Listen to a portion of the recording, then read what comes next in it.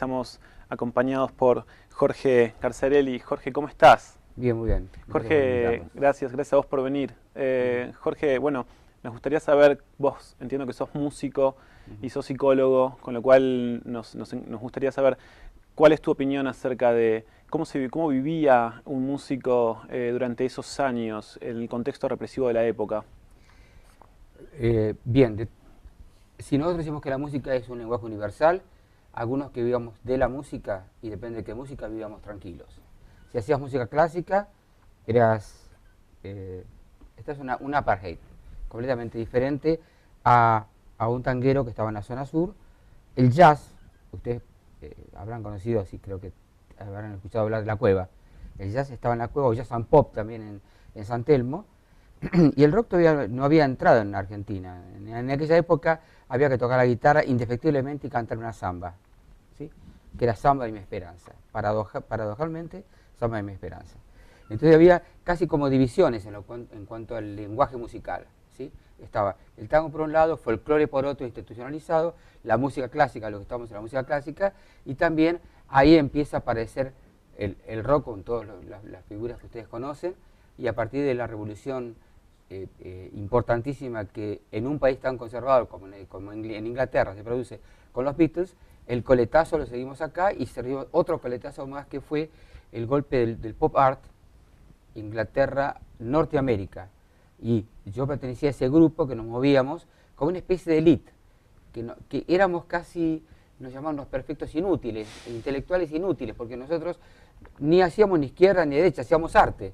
Y el arte siempre de una manera es un reproductor de ideas, de pensamientos, de ilusiones, de deseos, esperanzas, de aquello que no puede decirse de otro modo. Y el arte así lo expresaba.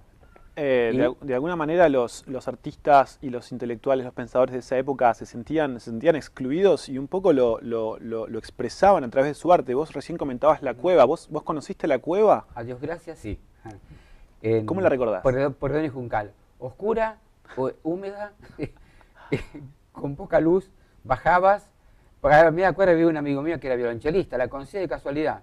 Este violonchelista era compañero mío en el Consejo Nacional de Música. Me dijo, vení que hoy te voy a escuchar jazz. Salgamos de la cuestión, ¿viste? De Beethoven, Bach y todo eso, vamos a meternos en jazz. Y ahí, bueno, fue mi vinculación con el jazz y después a posteriori con el rock.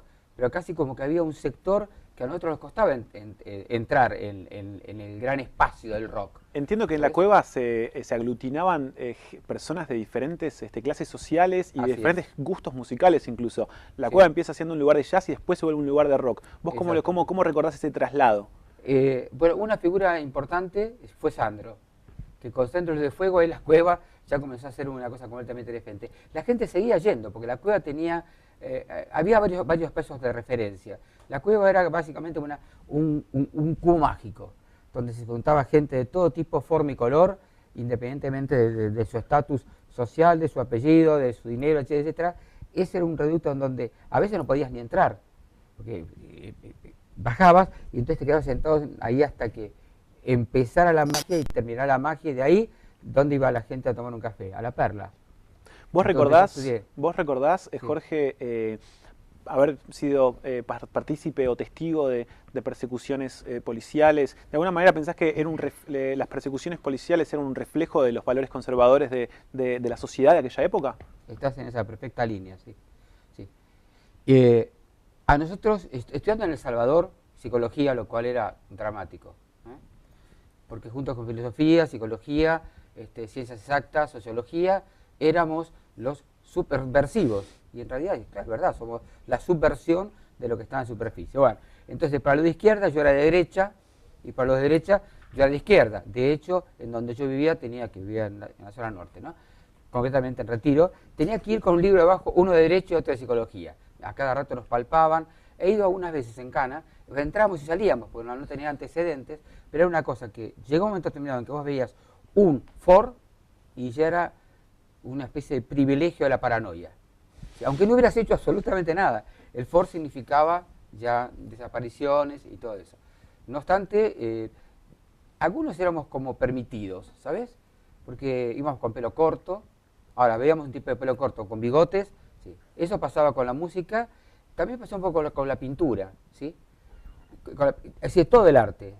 ahí tenemos desde los principios de Spilimbergo hasta Berni, Carpani, Rux, es decir, músicos y pintores y escritores estábamos todos juntos y producíamos un producto que fue dentro de ese acercamiento que hubo por la nueva represión militar y otras represiones también dentro del Estado, hubo como un espacio de pulmón, ¿sabes? Podíamos respirar cierto aire de libertad, o por lo menos tener la libertad, que siempre es una esperanza importante en la humanidad. Es que el arte es un reflejo y una manifestación de la libertad, y en esos años es muy evidente cómo artistas y pensadores eran excluidos. Te invito a que veamos el segundo bloque del documental.